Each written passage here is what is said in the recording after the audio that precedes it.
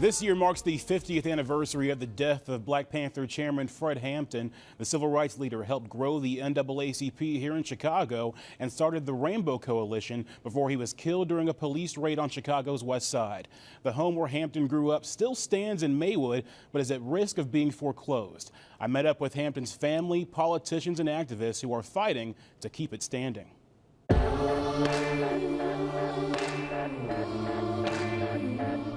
A home resting on history. It's the house which my father, Chairman Fred, and his two siblings grew up in. This is the childhood home of Chicago Black Panther Party leader Fred Hampton. His son, Fred Hampton Jr., who recently took over the property, says decades of outstanding water and mortgage bills have put the community bastion in jeopardy.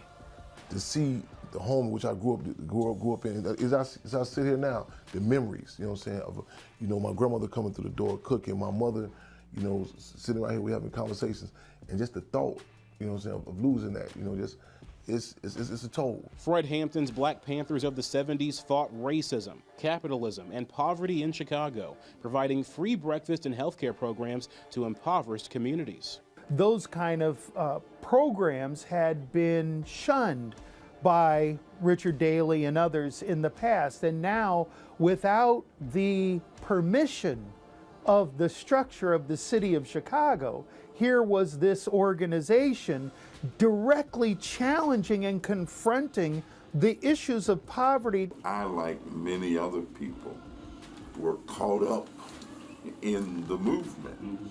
We don't think you fight fire with fire fists, we think you fight fire with water fists. We're going to fight racism, not racism, but we're going to fight with solidarity.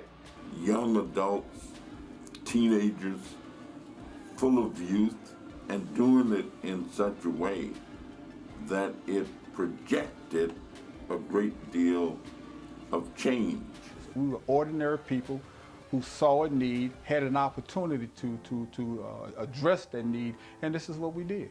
It was this work, coupled with their call for Black power, that made the Panthers, their supporters, and Hampton himself targets at the highest levels. Fred Hampton, Malcolm X, Martin Luther King, they were enemies of the state. Their home became a haven for activists.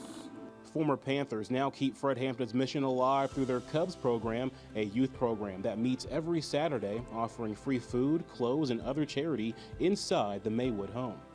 It's an educational process. It basically duplicates the survival programs of the Black Panther Party. Nobody else is doing that. Pay attention, the work gonna speak for itself. We're making a concrete correlation so people are not having a discussion like, whoa, I remember this. It's not just something like, they're just over there chilling. No, we're really trying to let the people know that if it's something that is worth fighting for, you fight for it. And so the fight continues, with family, friends, politicians, and activists asking the community to lend a hand in preserving a legacy. Saving this house is critical because this is history.